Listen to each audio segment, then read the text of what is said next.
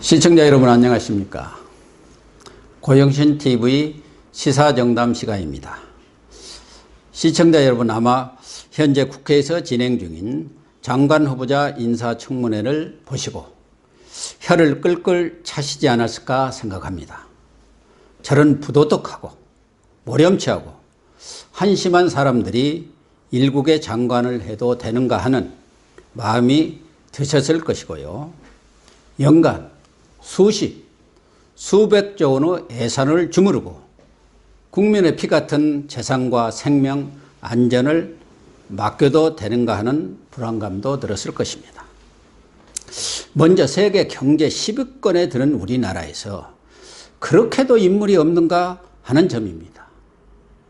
민간 분야에서는 세계 최고의 맨파워를 자랑하는 사람들이 넘쳐나는데 왜 공직 분야에는 저런 삼류, 사류 인사밖에 없는가 하는 개탄의 소리도 나올 법합니다.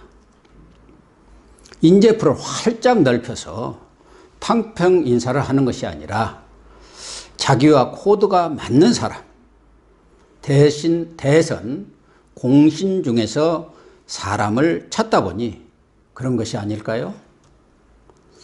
예전에 이건희 삼성그룹 회장이 YS 시절 우리나라 기업은 2류, 행정은 3류, 정치는 4류라고 평했다가 권력으로부터 미운 털이 박혀서 고전을 한 적이 있는데요. 이 회장의 말이 정의와 평등을 부르짖는 이른바 촛불 정부라는 지금도 변함없는 진리인 것 같습니다. 무엇보다 저만 그런 생각을 했는지 모르지만 참 인생을 헛살았구나. 너무 순진하게 살았다는 자괴감과 박탈감이 들었습니다. 서민들은 정말 하루살이가 벅차고 힘겨운데 소위 우리 사회의 권력층, 지도층, 특권층이라는 사람들은 자신의 권세와 지위를 이용해서 보통 사람들은 평생에 단 한 번도 할까 말까 하는 탈법, 편법, 불법을 밥 먹듯이 저지르고 부동산 투기로 수억 수십억을 눈 깜짝 않고 벌어들였다니 뭐 기가 막힐 정도가 아니라 상실감을 넘어서 분노를 감추기 힘듭니다. 그렇습니다. 경제학 이론에도 없는 소득주도 성장론을 들고 나와서 경제를 망치고 중소기업, 자영업자, 서민들의 삶을 바탕낸 장하성 전 청와대 경제실장 아시죠? 그분이 청와대에서 한 1년 반 남짓 이렇게 근무를 했는데 그동안 재산이 무려 11억 원이나 11억입니다. 1억 원도 아니고 11억이에요. 이나 늘었다는 그런 언론 보도가 있었어요. 그러고도 외교의 외자도 모르는 사람이 제 식구 챙겨주기 인사로 최고 노른자위로 통하는 중국 대사로 내정되었다니 참 요지경 세상이 아닐 수 없습니다. 이미 보도된 대로 대다수 장관 후보자들이 아파트 서너 채를 갖고 있는 것은 아주 기본인 것 같아요.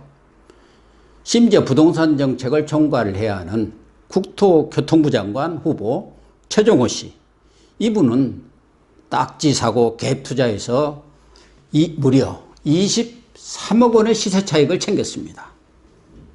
게다가 박사학위 논문 표절, 위장 전입 의혹 등 흠결투성이에요. 이런 사람에 대해 천연 다이아몬드 같은 아주 깨끗한 후보라는 여당 의원의 발언은 아무리 제 식구 감싸기라 하지만 해도 너무한 거 아닙니까? 조동호 과기부 장관 후보자, 문선택 해수부 장관 후보자, 이분들은 특혜 채용, 부동산 투기, 위장 전입, 논문 편열, 표절, 병역 특혜 논란 등 그야말로 비리 종합 세트, 비리 경연장을 방불케 합니다. 더 꼴불견인 것은 천박하고 경솔한 언행으로 물의를 빚은 김현철 통일부 장관 후보자, 여러분들 들어보셨죠? 정말 입에 담기 어려운 그런 용어로 이런저런, 그것도 문재인 대통령을 비롯해서 여당의 최고 지도부를 폄하했죠. 그분은 자신이 학자 시절 주장했던 말들을 청문회에서 싹 바꿔버렸어요. 천안함 사건은 폭침이 아니라 우발적 충돌이라더니 북한 의뢰에 의한 폭침으로 입장을 바꿨고요.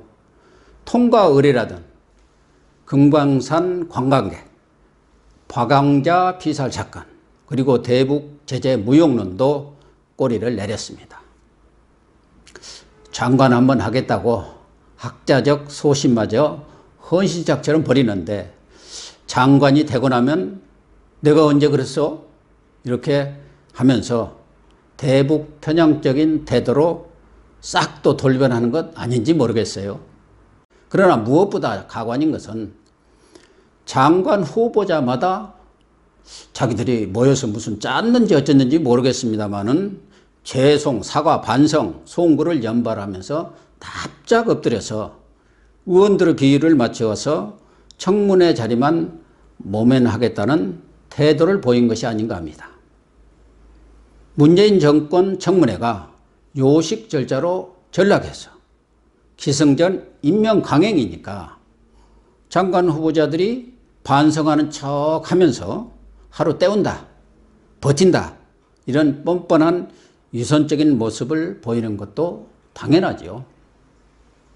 지금까지 장관급 인사 8명, 이 8명이 국회 청문회 청문 보고서도 없이 이렇게 다 임명이 되었습니다. 국회 청문회를 완전히 껍데기로 만들고 국민 여론과 관계없이 내가 인사권이 있으니 내 맘대로 임명을 하겠다, 이런 오만한 발상이 어디서 나왔는지 모르겠습니다. 김의겸 청와대 대변인은 장관 후보자들의 여러 흠결들이 이렇게 언론에 보도되니까 사전에 다 알고 지명한 것이다, 체크를 했다고 밝혔는데, 무엇을 알고 무엇을 체크했다는 말입니까? 그러면 국회나 언론이 떠들어봤자 아무 소용없다. 대통령이 골랐으니 우리는 밀어붙인다는 마유의 선언이나 다름없습니다. 문재인 정권 하면 소통과 겸손 아닙니까? 트레이드마크가. 그런데 문재인 정권이 이렇게 오만하고 안하무인이 되어도 되는지 모르겠습니다. 무엇보다 이런 엉망진창의 부실 인사 검증을 한 조국 청와대 민정수석은 다른 일에는 사사건건 페이스북을 통해서 감나라 배나라 이렇게 끼어들더니 정작 자신의 일에는 해명 한마디 내놓지 않고 자리를 굳건히 지키고 있습니다. 조국 수석의 가벼운 언행 때문에, 입 때문에 여당에서도 아주 골머리를 썩히고 있다는 소리가 많이 나왔습니다. 조국 수석이 정말 정신 차리고 이런 장관 후보자들의 흠결 내용에 대해서 간단한 조사, 확인만 해도 다 걸러낼 수 있는 그런 사안들입니다. 그런데도 불구하고 이런 검증 과정을 무사 통과한 것은 민정수석실의 그런 무능이라기보다는 조 수석이 대통령의 입맛을 맞추느라 모른 척 했다고 보는 것이 타당할 것 같습니다. 개국 1등 공신에다 문재인 대통령의 아바타처럼 총회가 워낙 크다 보니까 조 수석은 여권 내에서도 아무데로 건드리지 못할 정도로 성역이 되었다는 얘기가 있습니다. 그래서 문재인 정권의 3대 성역이 소득주도 성장론, 탈원전, 그리고 조 수석이라는 우스갯소리가 있습니다. 사실 조국 수석은 인사검증 실패 말고도 오래전에 물러나야 할 사람입니다. 지난해 말 온 나라를 떠들썩하게 했던 김태우 전 수석안 폭로 사건 잘 아시죠, 시청자 여러분. 김 전 수사관 폭로 내용의 사실 여부를 떠나서 휘와 특감반원을 전원 교체하는 그런 무리를 빚었다면 당연히 조수석이 정치적, 도의적 책임을 지고 사퇴하는 것이 대통령에 대한 도리이고 국민에 대한 예의가 아닌가 저는 그렇게 생각을 합니다. 오죽하면은 민주당 조응천 의원 그분이 대통령의 리더십에 부담을 준다고 물러나라, 조국 사퇴하라 이렇게 했겠습니까? 최근에도 버닝썬 사건, 그 사건의 중심 인물인 윤모 총경, 이분이 바로 조수석 밑에 있는 민정비서관실에 있으면서 추억한 범죄 혐의자들의 뒷배 노릇을 한 사람입니다. 같이 고급 호텔에서 밥 먹고 골프 치고 민정수석실에 있으면서 그런 범죄 혐의자들과 그랬다는 거예요. 또 아들이 마약 밀수 혐의로 3년형을 선고받고 지금 복역 중인 유시춘 교육방송 EBS 이사장, 이분도 자기 아들이 그렇게 범죄 혐의로 복역 중인다는 사실을 청와대에 이렇게 보고를 했는데 괜찮아, 열심히 일해 이랬다는 거예요. 이런 것을 보면은 결국은 자기 쪽 사람들에 대해서는 눈 딱 감고 봐준 것이라고밖에 볼 수 없죠. 대통령 딸 사위 등 친인척들과 관련한 여러 가지 의혹이 잇따르고 있지 않습니까? 왜 그런가요? 그 대통령 친인척을 관리하는 것이 바로 조국 민정수석실입니다. 여기서 제대로 일을 안 한 것이죠. 대통령 딸 부부의 동남아 이주설이 지난해 말 국회에서 이렇게 제기되니까 지인적 6월인가 7월에 이주를 했는데 12월에 조국 수석이 신문에 나온 걸 보고 알았다 이렇게 답변을 했잖아요. 아니 대통령 딸의 그 부부가 동남아로 이주했다면은 거기에 경호실도 갔을 것이고 뭐 여러 일들이 있었을 텐데 조국 수석이 신문 보고 알았다니 이게 말이 되는 소리입니까? 이처럼 조 수석을 경질해야 할 사유가 넘치는데도 불구하고 그 자리를 지키는 것은 결국 문 대통령의 짐이 될 뿐 하등의 득이 될 것이 없다고 저는 생각하고 있습니다. 야당과 국민들의 경질 요구에도 불구하고 문 대통령이 일편단심 조 수석을 감싸고 돌자 여권 일각에서는 안희정, 김경수 등 친여 대권 주자들이 무너진 상태에서 조 수석을 문 대통령이 대권주자 히든카드로 이렇게 여기는 것이 아니냐는 관측들도 흘러나오고 있습니다.